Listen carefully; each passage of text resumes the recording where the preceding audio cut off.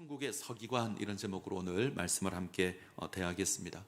우리가 금년에 믿음의 눈으로 세상을 보라 이런 주제로 기독교 세계관, 성경적 세계관 우리가 살펴보고 있습니다. 성경을 통해서 세상과 인생을 바라보는 안목을 갖는 겁니다. 그리고 그에 합당한 삶을 살아가는 겁니다. 우리가 창조, 타락, 구속 살폈습니다. 그리고 이제 우리가 살펴보게 될 전체 내용이 사실은 하나님의 나라 이것과 관계된 그런 주제입니다. 이 하나님 나라를 이해하는 게 굉장히 중요합니다. 지금 우리가 마태복음에서 대하고 있는 것도 이 하나님의 나라입니다. 만약 우리가 하나님 나라를 제대로 이해하지 못한다면 그 나라를 누리는 것이 쉽지 않을 겁니다. 그리고 오해하게 될 겁니다. 때문에 아는 것이 중요합니다. 마태복음 전체 1장부터 28장까지 가장 중심이 되는 장을 하나 뽑으라 그러면 저는 마태복음 13장을 뽑을 겁니다. 그 구조상 가장 중심에 위치하고 있고 그 내용이 굉장히 중요합니다. 마태복음 13장에는 천국의 비밀에 관한 비유들이 등장하고 있죠. 우리가 다 살펴봤습니다. 우리가 작년 12월 초에 우리가 특별 저녁 기도회를 할 때 본문이 마태복음 13장에 있는 비유들을 우리가 살폈습니다. 하나씩 살폈는데 얼마 전이긴 하지만 그래도 한번 다시 살펴보려고 합니다. 마태복음 13장에 들어가면 가장 먼저 대하는 비유가 씨 뿌리는 자의 비유입니다. 농부가 씨를 뿌리는데 씨가 길가에 뿌려지기도 하고 돌밭에 뿌려지기도 하고 가시덤불에 뿌려지기도 하고 좋은 밭에 뿌려지기도 합니다. 이 비유를 밭의 비유로 해석하시면 안 됩니다.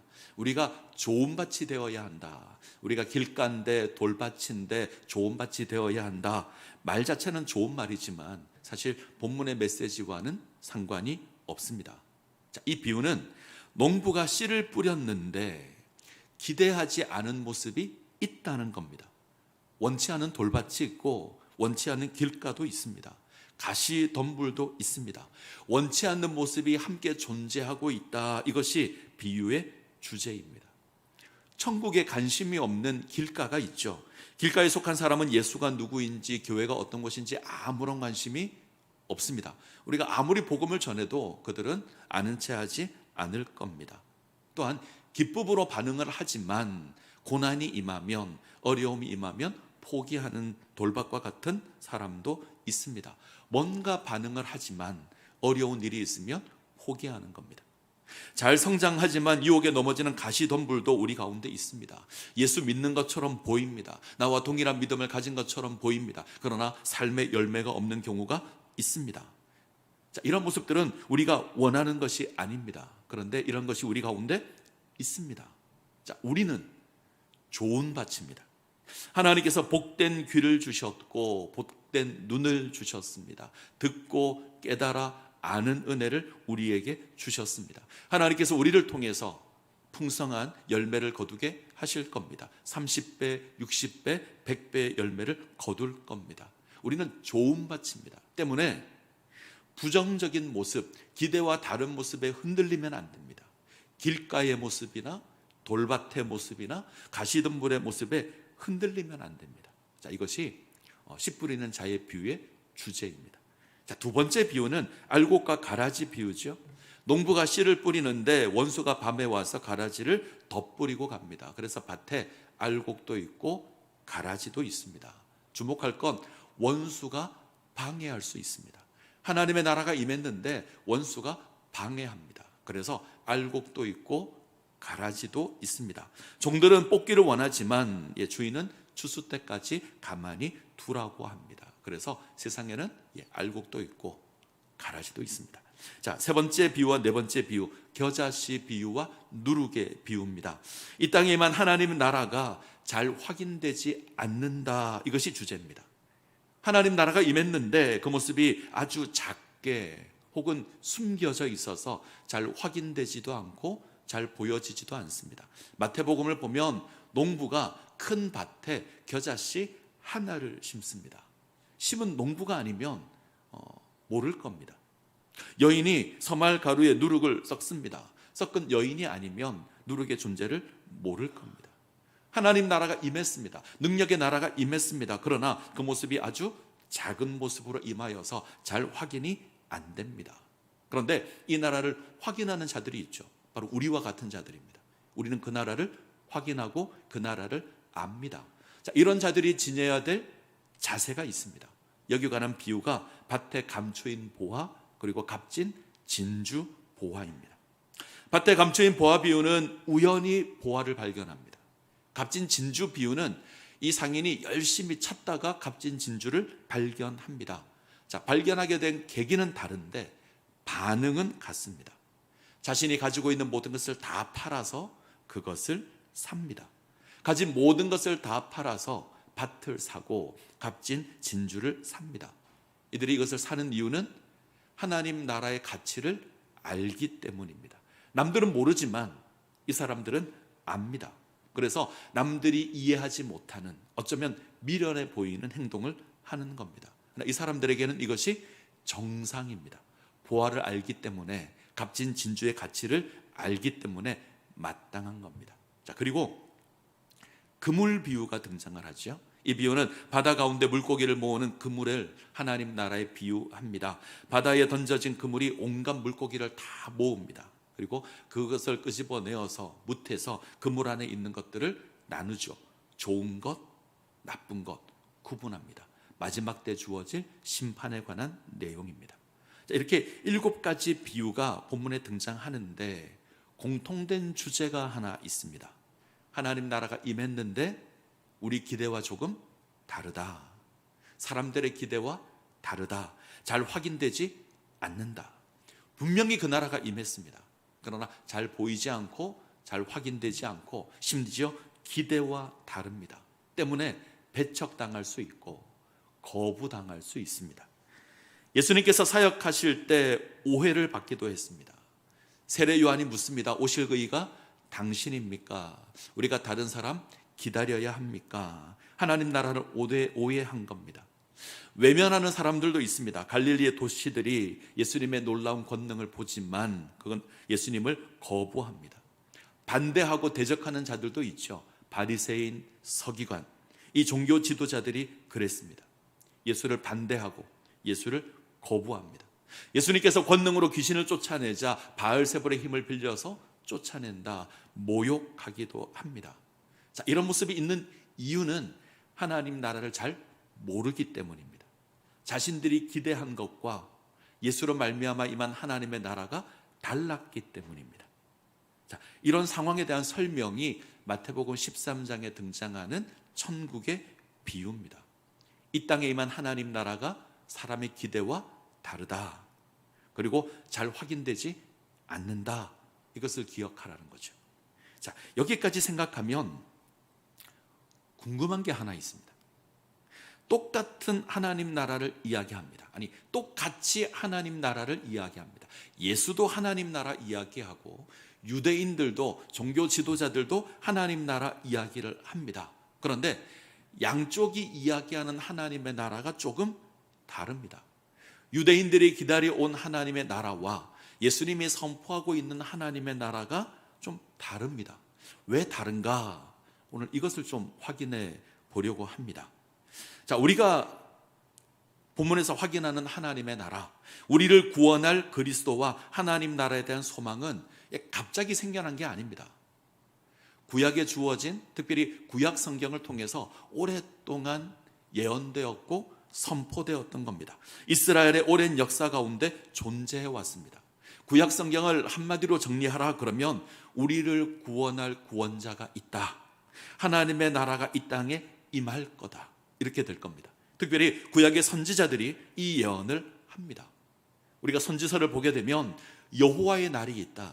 하나님의 구원의 날이 있다. 하나님께서 구원하시고 세상을 심판할 그 날이 있다. 선포합니다.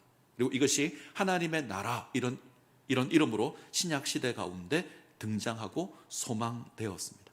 자, 그러면 하나님 나라에 대한 소망의 근거는 구약 성경입니다.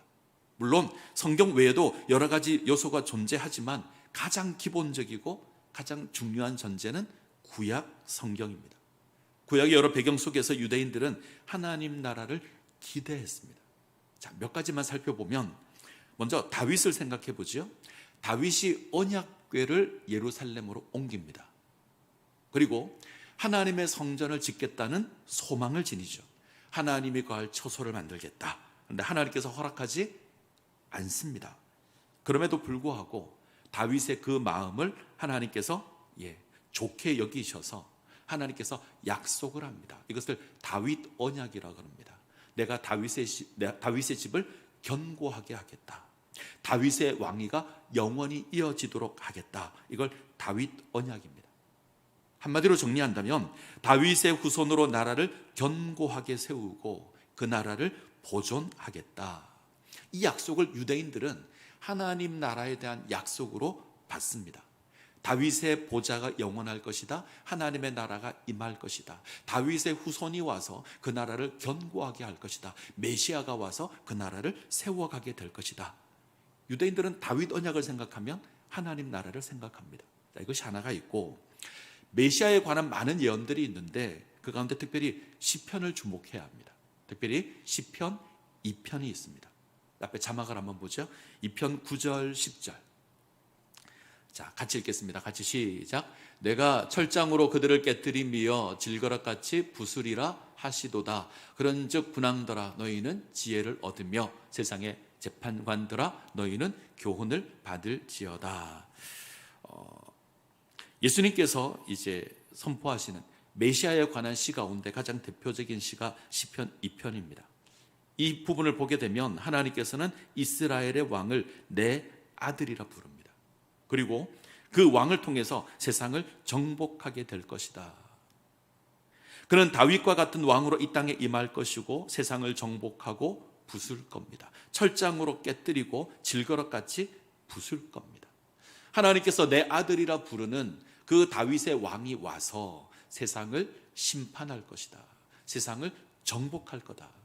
그것이 하나님의 나라이고 구원할 메시아다. 자, 이것이 보다 선명한 것이 바벨론 왕 느부갓네살 왕의 환상입니다. 느부갓네살 왕이 밤에 꿈을 꾸죠. 큰 신상을 봅니다. 금과 은과 녹과 철로 이루어진 큰 신상을 봅니다. 앞으로 이 땅에 일어나게 될 거대한 제국들입니다. 바벨론, 메데, 바사, 헬라 이런 나라들이 일어나게 될 겁니다. 너무나 강한 나라들인데 이 나라를 부수는 존재가 하나 있습니다. 자, 자막을 같이 한번 읽죠. 다니엘서 2장 34, 35절. 자, 같이 읽습니다. 또 왕이 보신즉 손대지 아니한 돌이 나와서 신상의 새와 진흙의 발을 쳐서 부서뜨리매 그때의 새와 진흙과 녹과 은과 금이 다 부서져 여름 타작마당 겨같이 되어 바람에 불려간 곳이 없었고 우상을 친 돌은 태산을 이루어 온 세계에 가득하였나이다. 손대지 않은 돌 하나가 나와서 신상을 무너뜨립니다. 이전 번역에서는 뜨인 돌이라고 했습니다. 이것이 하나님의 나라입니다. 손대지 않은 돌 하나가 날아와서 거대한 신상을 깨트릴 겁니다. 금의 나라 깨트리고 은의 나라 깨트리고 노새 나라 깨트리고 철의 나라를 깨트릴 겁니다. 그리고 영원한 하나님 나라를 세울 겁니다. 하나님의 백성들은 그 나라에서 왕노릇하게 될 겁니다. 이때 손대지 않은 돌, 이것을 하나님 나라를 성취할 메시아 이렇게 기대합니다. 그러면 유대인들은 메시아를 생각할 때 세상을 정복할 왕을 기대하겠죠. 그리고 그 나라는 세상 위에 군림한 나라가 될 것이라 기대를 하는 겁니다. 자, 유대인들은 이런 기대를 가지고 있습니다. 그리고 하나님 나라를 소망합니다. 이 땅에 임할 하나님 나라 크고 강하고 영화로운 나라입니다. 이 땅에 임할 메시아 다윗의 후손으로 위대한 왕이 임할 겁니다. 그가 이방 나라 심판하고 영원한 샬롬의 나라를 세울 겁니다. 예수님은 이런 메시아가 되어야 합니다.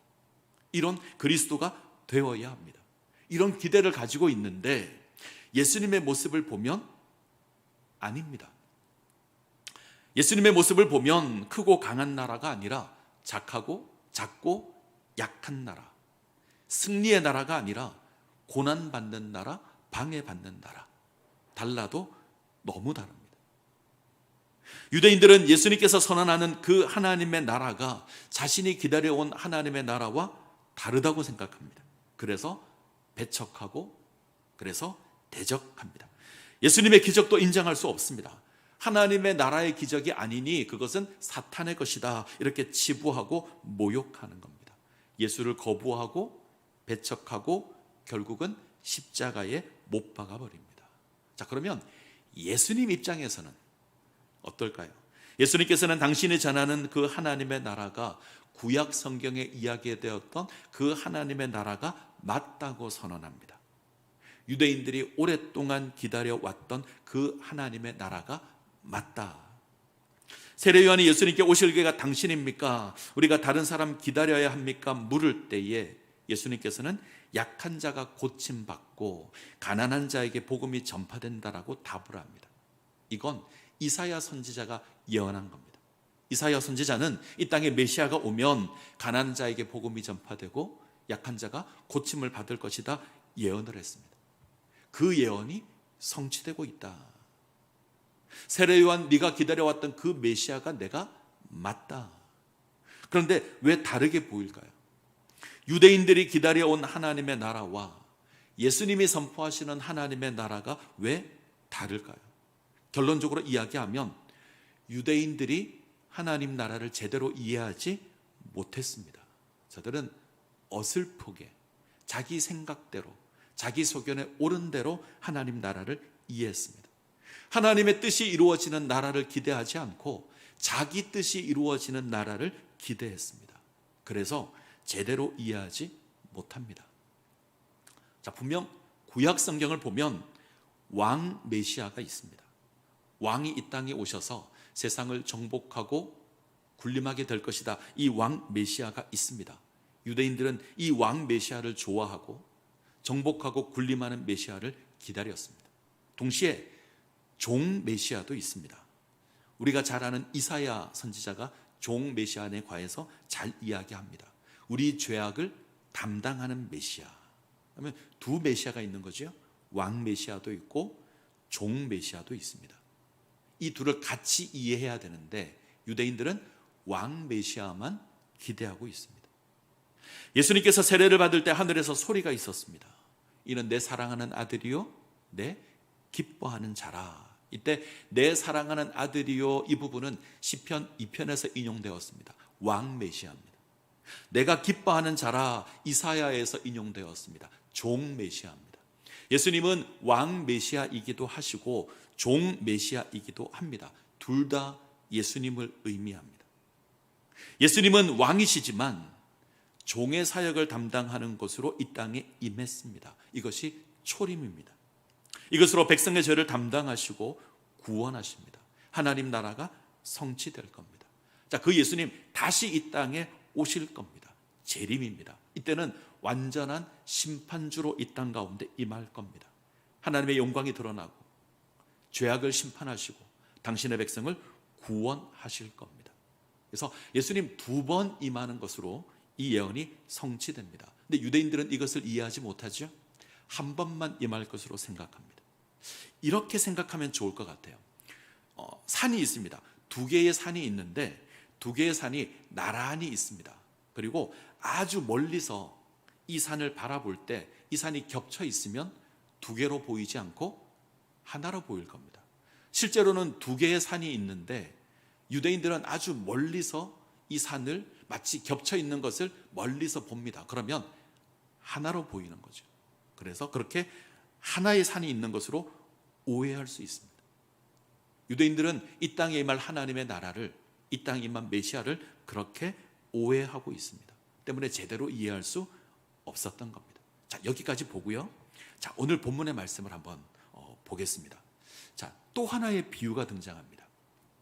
학자들은 오늘 읽은 51절, 52절을 또 하나의 비유, 그래서 마태복음 13장에 8개의 비유가 있다 이야기합니다. 자, 예수님께서 천국 비밀에 관한 비유를 말씀하신 이후에 제자들에게 묻습니다. 이 모든 걸 깨달았느냐? 제자들이 깨달았다 답을 합니다. 하나님 나라가 어떤 나라인지 우리가 알겠습니다. 그러자 예수님께서 이 비유를 말씀하시는데, 자, 52절을 다시 한번 보겠습니다. 52절, 자, 같이 읽습니다. 예수께서 이르시되 그러므로 천국에 제자된 서기관마다 마치 새 것과 옛 것을 그 곳간에서 내오는 집주인과 같으니라. 천국의 서기관 비유 이렇게 부릅니다. 자, 우리가 마태복음 13장의 비유를 잘 압니다. 익숙합니다. 씨 뿌리는 자의 비유가 있고 그리고 알곡과 가라지 비유가 있고요. 겨자씨 비유, 밭에 감추인 비유, 이런 비유들이 있습니다. 우리가 잘 압니다. 그런데 천국의 서기관 비유는 잘 모릅니다. 어쩌면 우리가 처음 대하는 비유일 수도 있습니다. 근데 굉장히 중요합니다. 지금 예수님께서는 하나님 나라를 깨달았다는 제자들을 향해서 너희가 천국의 서기관이다, 깨달아 아는 자에게 허락된 비유입니다. 너희가 하나님 나라를 안다면 너희는 천국의 서기관이다. 서기관의 사명을 감당해야 한다. 그것이 뭐냐면 천국 곳간에서 새 것과 옛 것을 끄집어내는 겁니다. 이해가 되시죠? 천국 곳간에서 새 것과 옛 것을 끄집어내는 천국의 서기관으로 살아야 합니다. 자, 먼저 서기관을 생각해 보죠. 서기관은 율법학자입니다. 성경에 등장하는 서기관은 율법을 기록하고 보관하는 역할을 합니다. 그리고 율법을 해석하고 가르치는 일을 합니다. 그러면 천국의 서기관은 천국의 말씀을 해석하고 가르치는 일을 하는 존재입니다. 근데 잘 보시면 제자라는 말도 사용이 됩니다. 자, 제자는 스승을 본받는 사람. 그러면 스승을 본받아서 천국에 대하여 이해하고 가르치는 일을 하는 존재가 천국의 서기관일 겁니다. 하나님 나라 백성으로 부름을 입은 제자들은 하나님 나라를 깨달은 자들입니다. 그 나라가 작고 감추어져 있지만 그 나라를 아는 자들입니다. 이들에게 요구되는 건 하나님 나라를 가르치는 겁니다. 하나님 나라를 깨달은 것에 멈춰 있으면 안 됩니다. 이 하나님의 나라를 가르쳐야 합니다. 선포해야 합니다. 이것이 천국 백성의 사명입니다.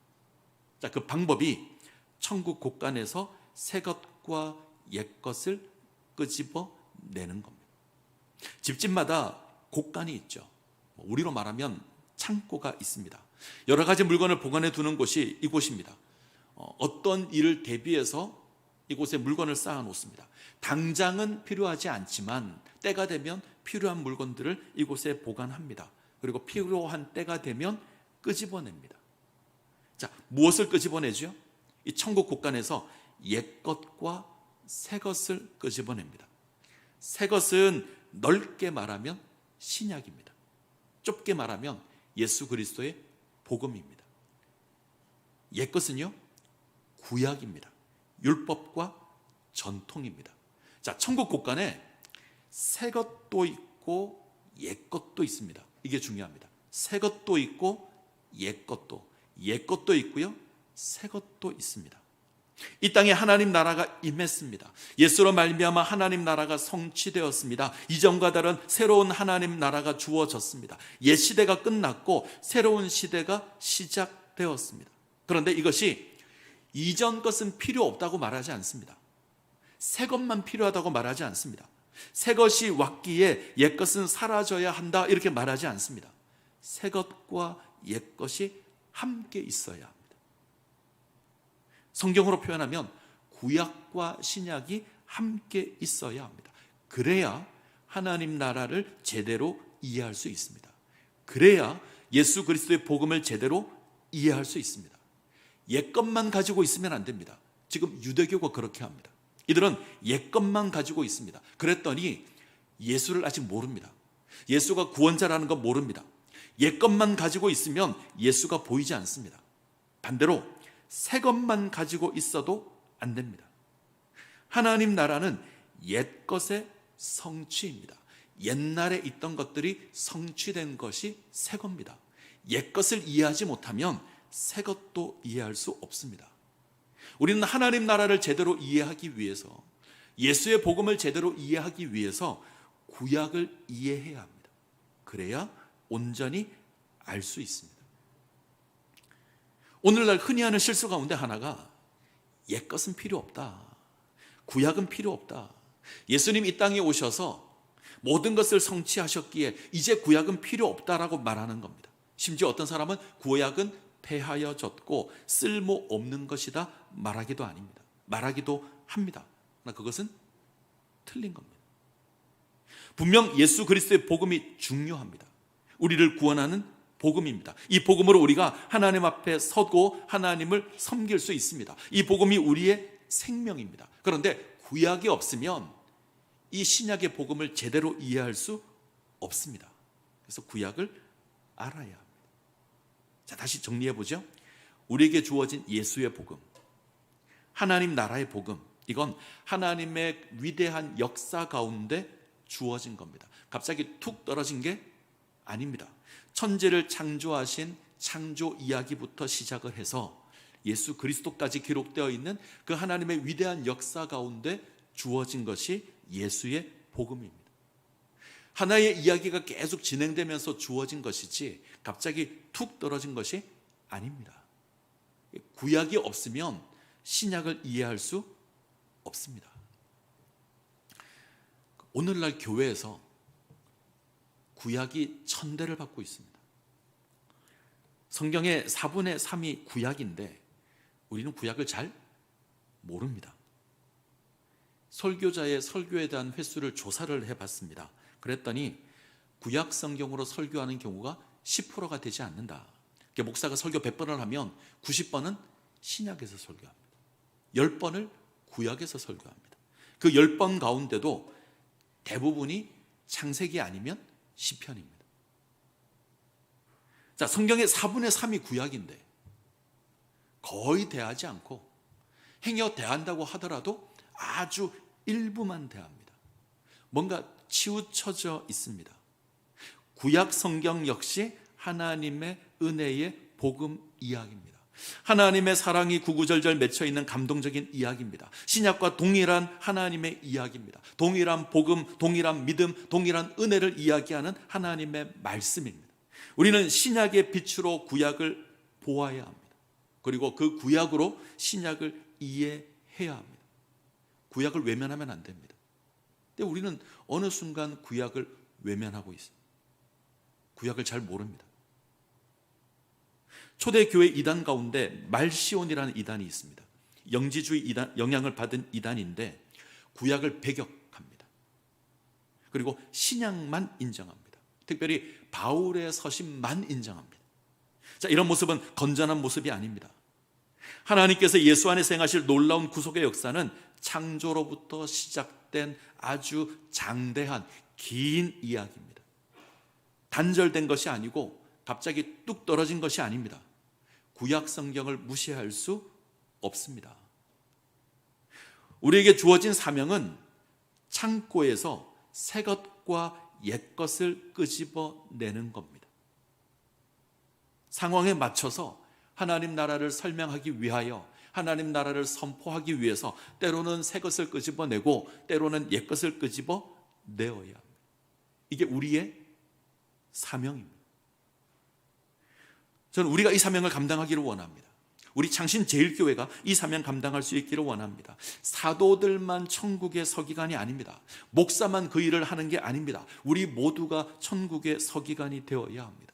우리는 천국 곳간에서 옛 것도 끄집어내고 새 것도 끄집어내어야 합니다. 새 것도 끄집어내고 옛 것도 끄집어내어서 하나님 나라를 이해하고 가르쳐야 합니다. 우리 사명입니다.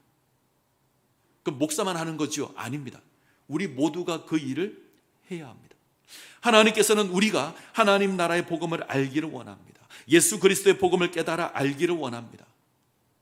우리에게 복된 귀를 허락하시고 복된 눈을 허락하셔서 하나님께서 이 일을 하실 겁니다. 하나님 나라를 알게 하실 겁니다. 우리가 30배, 60배, 100배의 열매를 맺는 좋은 땅이라는 거 알게 하실 겁니다. 그리고 이 땅에 하나님 나라가 임하여 있고 우리의 모든 것으로 그 나라를 구해야 된다는 거 알게 하셨습니다. 그러면 구해야죠. 천국 곳간에서 새 것, 옛 것 끄집어 내어야죠. 자, 13장 52절 다시 한번 볼까요? 자, 마태복음 13장 52절 같이 읽습니다. 예수께서 이르시되 그러므로 천국의 제자된 서기관마다 마치 새 것과 옛 것을 그 곳간에서 내오는 집주인과 같으니라. 자, 옛 것과 새 것이 함께 있어야 합니다. 이건 변함이 없습니다. 그런데 순서는 있죠. 뭘 먼저 끄집어내야 되죠? 새 것을 먼저 끄집어내야 됩니다. 새 것이 옛 것보다 먼저입니다. 예수 그리스도의 복음이 먼저입니다. 예수 그리스도의 복음의 빛으로 구약을 바라봐야 하고 그 이후에 그 구약으로 예수를 바라봐야 합니다. 순서가 중요합니다. 옛 것만으로 예수가 보이지 않습니다. 지금 유대교가 그렇습니다. 그들은 옛 것을 가지고 있지만 예수를 모릅니다. 세례 요한도 동일합니다. 구약만 가지고 있었더니 예수가 의심스러운 겁니다. 자, 구약으로 신약을 보는 게 아니라 신약의 눈으로 구약을 봐야 합니다. 예수 그리스도의 복음의 빛으로 구약을 봐야 합니다. 그러면 구약이 선명해질 겁니다. 그러면 그 구약으로, 그 옛 것으로 새 것을 보는 겁니다. 그러면 새 것이 더욱더 선명하게 보일 겁니다. 이걸 저희는 이렇게 얘기합니다. 신약으로 구약을 해석하고 구약으로 신약을 이해해야 한다. 다시요. 신약으로 구약을 해석해야 되고 구약으로 신약을 이해해야 한다. 구약만으로 온전하지 않습니다. 신약만으로 충분하지 않습니다. 우리는 신약을 통해서 예수 그리스도 안에서 구약의 약속이 어떻게 성취되었는지 확인해야 합니다. 그리고 구약 성경을 통해서 십자가의 의미를 이해해야 합니다. 자, 한 가지만 더 보죠. 오늘 비유를 잘 보시면 천국의 제자된 서기관마다 새 것과 옛 것을 곳간에서 내오는 집주인과 같다. 자, 궁극적으로 비유하는 건 집주인입니다. 천국의 서기관이다 이래도 되는데 천국의 서기관인데 집주인 같다. 왜 집주인일까요? 어떤 의미가 있을까요? 저희 집에도 곳간이 있습니다. 곳간이라기보다는 창고가 있는데 여러 물건들이 들어 있습니다. 자, 필요한 물건을 끄집어내기 위해서는 창고에 어떤 물건이 어디에 있는지 알아야 되죠. 그 누가 알죠? 집주인이 압니다. 집주인이 아니고 다른 사람이 창고에 들어가면 어디에 뭐가 있는지 모릅니다. 제대로 찾아낼 수 없습니다. 제일 잘 아는 사람 집주인입니다. 집주인이 창고 어디에 어떤 물건이 있는지 정확하게 압니다. 자, 유진 피터슨이 이렇게 번역을 했는데, 자, 제가 그대로 읽겠습니다. 예수께서 말씀하셨다. 너희가 보다시피 하나님 나라의 훈련을 잘 받은 학생은 마치 편의점 주인과 같다. 무엇이든 필요한 것이면 신상품이든 재고든 꼭 필요할 때 척척 찾아낸다. 제가 가끔 편의점에 갈 때가 있는데 제가 찾는 물건을 못 찾을 때가 있습니다. 그럼 누구한테 물어봐야 되죠? 주인한테 물어봐야죠. 이 물건 어디 있습니까? 그러면 정확하게 찾아줍니다.